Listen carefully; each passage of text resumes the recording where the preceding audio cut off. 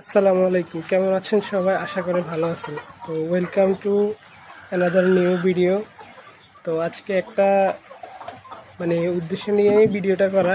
কারণ হচ্ছে আমি আপনাদেরকে দেখাই একটু, কালকে রাতে আমি আসলে মুখগুলা পুরো সুস্থ দেখে গেছি। রাতের বেলা দেখলাম সবাই হাঁটতেছে, করতেছে, দৌড়াদৌড়ি করতেছে, কিন্তু সকালে ঘুম থেকে উঠে আসি দেখি যে একটা মুরগি, আর একটা লেয়ার মুরগি মারা গেছে।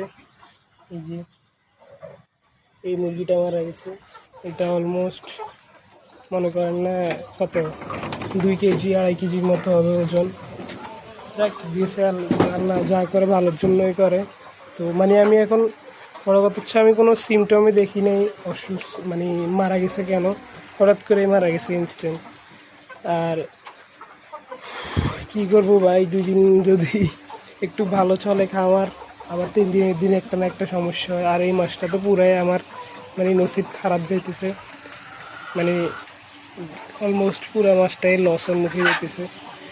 সেই মাসের প্রথম থেকেই লস, প্রথম দিয়ে মারা গেছে প্রায় 10 তারিখ পর্যন্ত প্রায় 5টা মুরগি মারা গেছে। তাও হচ্ছে ওই কলেরা রোগের কারণে। আর এখন কী জন্য মারা গেছে এখন সেটাও বুঝতেছি না। কিন্তু সবগুলো মুরগি দেখতে সুস্থ, কোনোটারে কোনো প্রবলেম মনে হইতেছে না আমার, যতটুকু বুঝি আর কি। আমি কোনো প্রবলেম মনে হইতেছে না, সবগুলোই নর্মাল যেরকম থাকে না ওই রকমই। বাট কী জন্য এরকম হয়েছে আল্লাহ ভালো জানে।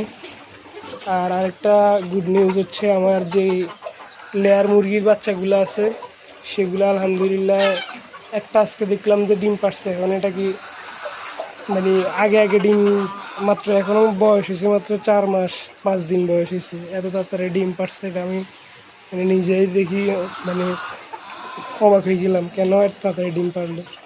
যাই হোক, হয়তো আগে ডিম পাড়াটা তো উচিত না, তারপরেও পারছে, একটা পারতেই পারে, আরও একদিনও পারছে, তখন আমি হয়তো একটা করিনি।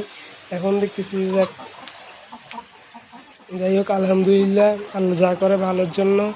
তো থ্যাংক ইউ সো মাচ ভিডিওটা দেখার জন্য। আর সবসময় এই ফেসবুকে এই পেজে ফলো করে দিবেন। আসসালামু আলাইকুম।